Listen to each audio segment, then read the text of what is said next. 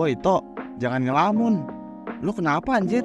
Nggak apa-apa ya, tiba-tiba aja gue keinget uyut gue. Kok bisa tiba-tiba Tok? Soalnya dulu tiap mendung, uyut gue itu pasti minta ditemenin.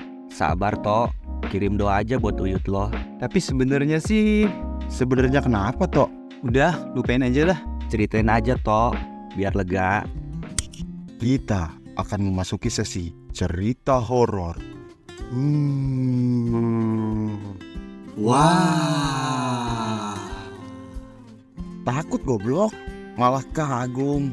hi, takut.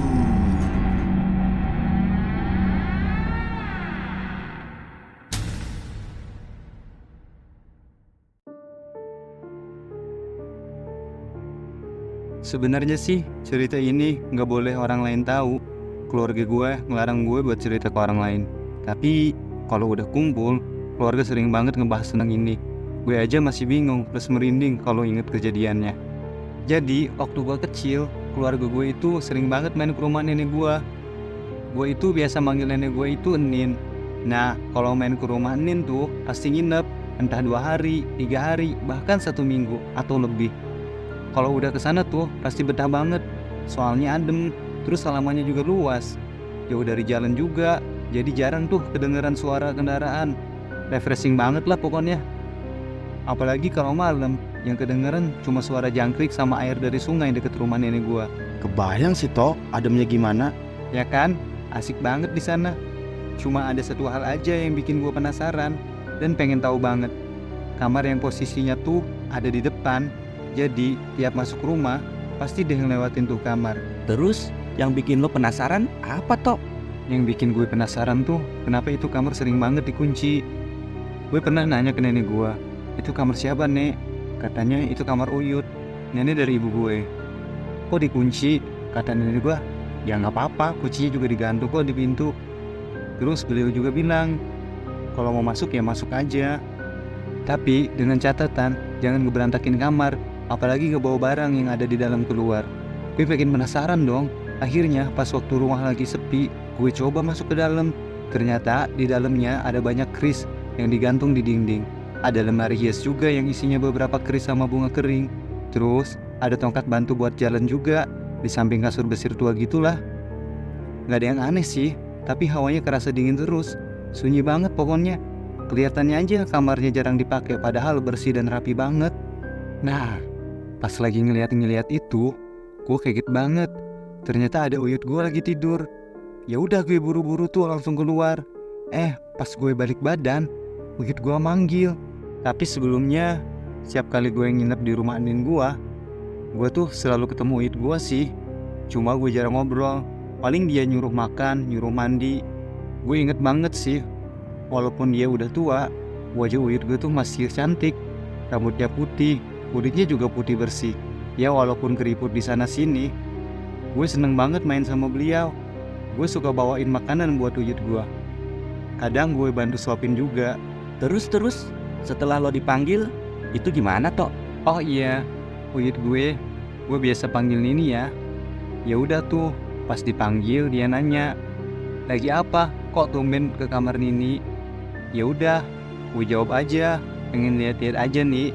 Akhirnya Nini gue nyuruh gue duduk tuh di kasurnya. Terus dia mulai ceritain tuh tentang sejarah beberapa keris yang ada di dinding. Setelah itu gue jadi sering deh nyamperin Nini gue ke kamarnya. Pokoknya setelah sarapan gue selalu mampir ke kamarnya buat dengerin cerita-cerita Nini gue. Ceritanya banyak tentang masa penjajahan gitu, tentang leluhur keluarga, awal ketemu sama Aki juga.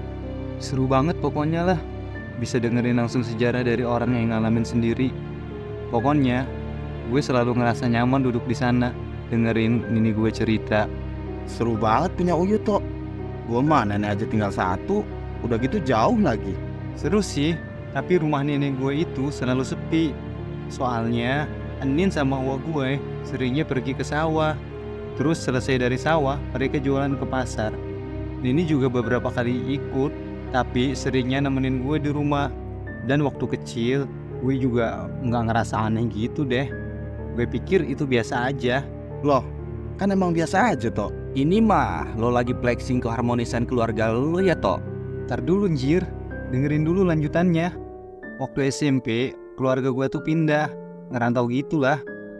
Jadi gue kesana tuh cuma kalau lebaran doang, itu pun 2 hari langsung balik. Sampai pas gue SMA, ada kabar buruk. Rumah Nin gue rusak, kena longsor. Akhirnya direnov deh. Nggak lama dari situ, ibu ngajak pulang kampung, nengokin keluarga di sana. Pas sampai di sana, kebetulan keluarga yang lain juga lagi pada kumpul di teras. Ya udah deh, gue salim aja ke semua yang ada di sana. Tapi gue nggak lihat tuh nini gue. Akhirnya gue samperin lah. Pas masuk ke dalam, gue nggak lihat lagi kamar nini gue. Yang ada, kamarnya udah berubah jadi ruang TV. Terus gue carilah ke dalam tuh, tapi nggak ada kamar baru juga. Akhirnya gue ke teras lagi. Gue tanya ke Nin gue, Nin, itu kamar Nini jadi ruang TV. Terus si Nini tidur di mana? Yanto mau ketemu, kangen. Dan saat itu juga mereka semua bilang hal yang bikin gue nggak percaya. Katanya Nini gue itu udah lama meninggal waktu gue umur baru 1 tahun. Serius lo? Terus yang lo temenin selama ini siapa Tok? Ya, gue juga nggak tahu lah.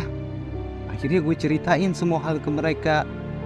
Mulai dari waktu kecil dimana tiap pagi gue ngobrol sama Nini, bantuin Nini makan, dengerin cerita-cerita Nini sampai ketiduran. Tapi mereka semua bilang gue nggak mungkin ketemu beliau karena beliau udah lama meninggal. Setelah itu Nin nunjukin foto-foto lama Nini, dan waktu gue lihat, itu dia, wajah yang sama dengan orang yang gue temenin selama ini.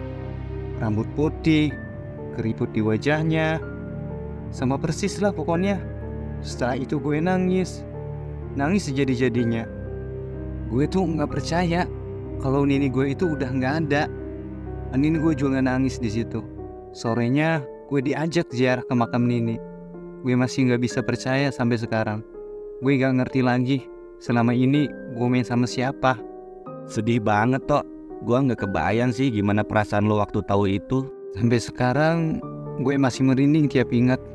Dan gue gak pernah nyaman duduk lama-lama di ruang TV bekas kamar Nini. Gue juga punya cerita serem sih. Mau gue ceritain nggak? Nanti aja Gus. Udah jam 4 nih. Udah waktunya futsal.